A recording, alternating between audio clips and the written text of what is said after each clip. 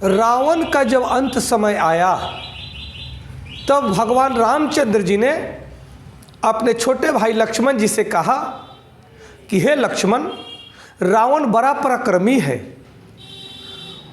विश्व विजेता है, त्रिलोक विजेता है, महाविद्वान पंडित है, महातपस्वी है। इसलिए जाकर के रावण से कुछ ज्ञान की प्राप्ति करो, क्योंकि अंत समय में हर व्यक्ति सत्य वचन बोलता है। लक्ष्मण जी ने अपने बड़े भाई की आज्ञा से रावण के पास जाते हैं और रावण से कहते हैं कि मैं सुमित्रा नंदन महाराज दशरथ के पुत्र लक्ष्मण हूँ, कृपया आप मुझे जीवन का ज्ञान दीजिए। तब रावण कहता है कि हे लक्ष्मण,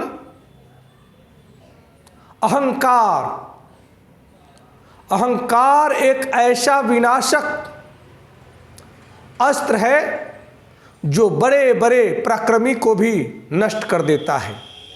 अहंकार चाहे रूप का हो, सौंदर्य का हो, धन का हो, पद का हो, साम्राज्य का हो या शक्ति का हो, अहंकार मनुष्य को नष्ट कर देता है, जिसका प्रत्यक्ष प्रमाण मैं हूं। मैं त्रिलोक विजेता, महाविद्वान, महातपस्वी, महान पंडित, सब कुछ का ज्ञान रखने के बावजूद भी केवल मेरा अहंकार ही मुझे इस स्थिति में ला करके रख दिया है। इसलिए हर मनुष्य को अपने अहंकार से बचने की आवश्यकता है। मेरे को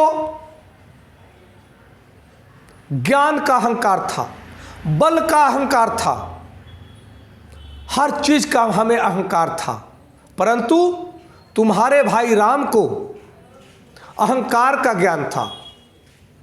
इसलिए उन्होंने सर्वशक्तिमान होते हुए भी, सर्व विद्वान होते हुए भी कभी अपने विद्वता पर, अपने शक्ति पर कभी उन्होंने अहंकार नहीं किया।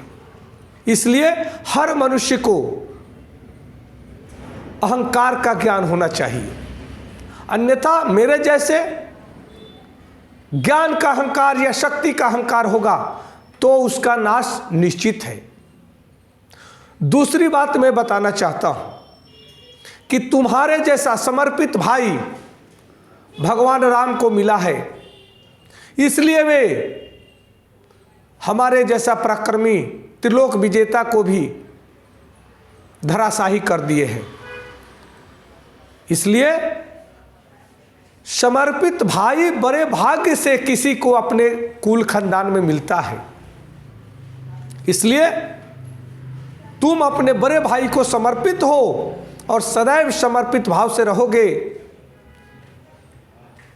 तो तुम्हें भी यह युगों युगों तक यह धरती तुम्हें नमन करेगी, घर घर में तुम्हारी प्रशंसा होगी। इसलिए हमने अपने भाई को या तो अपने अनुकूल नहीं बना पाया या तो भाई के हम अनुकूल नहीं बन पाए, जिसका कारण है कि घर फूटे गंवार लूटे, जिसका कारण है कि मैं कमज़ोर पड़ गया और मेरा भाई शत्रु से जब जाकर के मिल गया तब मेरा सारा पराक्रम समाप्त हो गया, नष्ट हो गया और मैं विनाश को प्राप्त हो रहा हूं। इसलिए